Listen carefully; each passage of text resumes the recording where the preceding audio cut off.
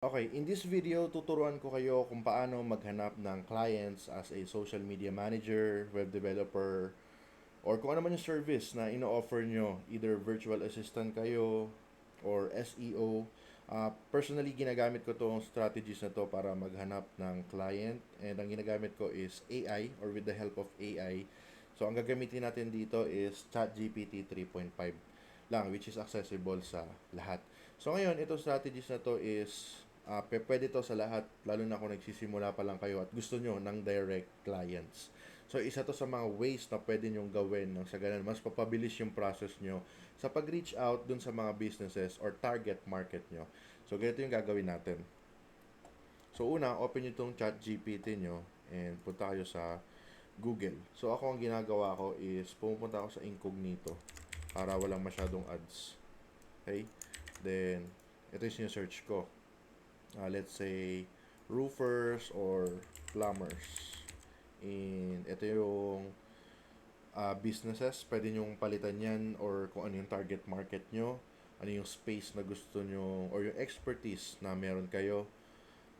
Rhode Island o lugar siya sa US, so palitan natin ng Miami.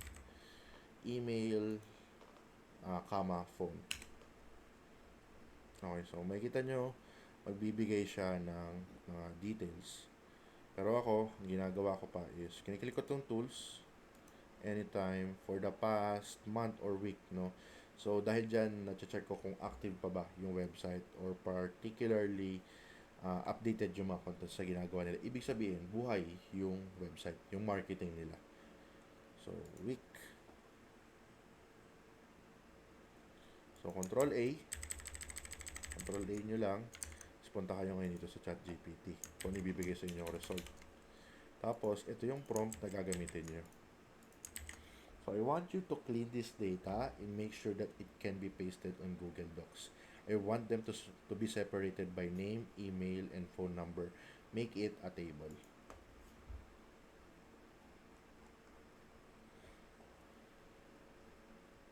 Okay. So, makikita nyo na, no?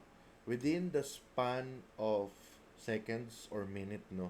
Nakapagbigay na sa inyo ng 1, 2, 3, 4, 5, 6, 7, 8, 9, 10 leads na pwede nyong i-reach out doon sa either sa email or sa phone number. Pero kung makikita nyo naman, meron silang mga email. So, ang kailangan nyo na lang gawin dito is, of course, i-prepare yung email na sasabihin nyo sa kanila. Mas maganda gumawa kayo ng Loom or short video or kung sa social media nyo naman sila i-connect, make sure na yung profile nyo is presentable. Okay.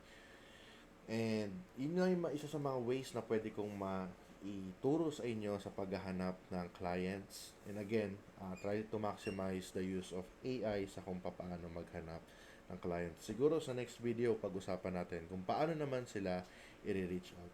Yun lang and see you sa susunod na video.